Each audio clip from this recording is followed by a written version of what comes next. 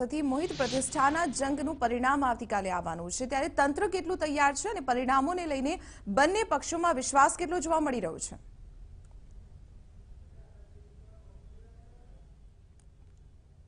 દીપાલી, બંને પક્ષ દ્વારા દાવાઓ કરવામાં આવી રહ્યા છે કે આખા ગુજરાતની જેના પર નજર છે તે જસદણ પેટા ચૂંટણીમાં તેના પક્ષનો વિજય થશે અને આ જ પ્રમાણે બંને પક્ષો છે તે પોતાના અલગ અલગ જે મુદ્દાઓ છે, અલગ અલગ અનુમાન છે તે અનુમાન ધારી અને જીતના દાવા કરી રહ્યા છે.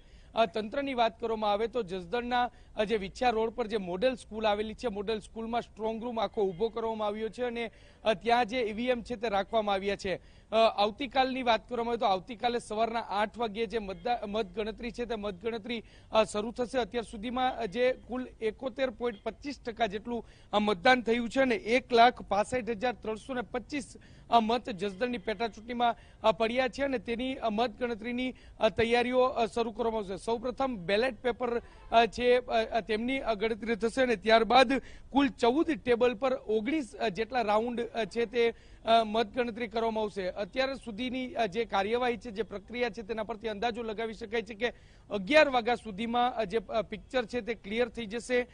જસદણની પ્રજા છે તે કોના તરફી મતદાન કર્યું છે તે ક્લિયર થઈ જશે અને તેને લઈને જે ચુસ્ત પોલીસ બંદોબસ્ત છે તે પણ ગોઠવવામાં આવ્યો છે. આવતીકાલે જ્યારે મતગણતરી છે ત્યારે મોડેલ સ્કૂલ પર જે મતગણતરી કેન્દ્ર છે ત્યાં જે પરવાનગી ધરાવતા વ્યક્તિઓ છે કે જેમને ચૂંટણી કમિશન દ્વારા પરવાનગી આપી છે તેટલા લોકોને જ મોડેલ સ્કૂલની અંદર પ્રવેશ આપવામાં આવશે. ત્યારબાદ બહારની તરફ કોઈ અનિચ્છનીય બનાવ ન બને તે માટે ચુસ્ત પોલીસ બંદોબસ્ત પણ ત્યાં ગોઠવી દેવામાં આવ્યો છે. પેરામિલિટરી ફોર્સ અને જે સ્થાનિક પોલીસ છે તે આજ રાતથી જ જે બંદોબસ્ત છે તે સંભાળી દેશે. વાહનોના પ્રવેશ અટકાવે તે પ્રકારની વ્યવસ્થા પણ ત્યાં કરી દેવામાં આવી છે. દીપાલી. જી ચોક્કસ મોહિત, આભાર માહિતી આપવા બદલ.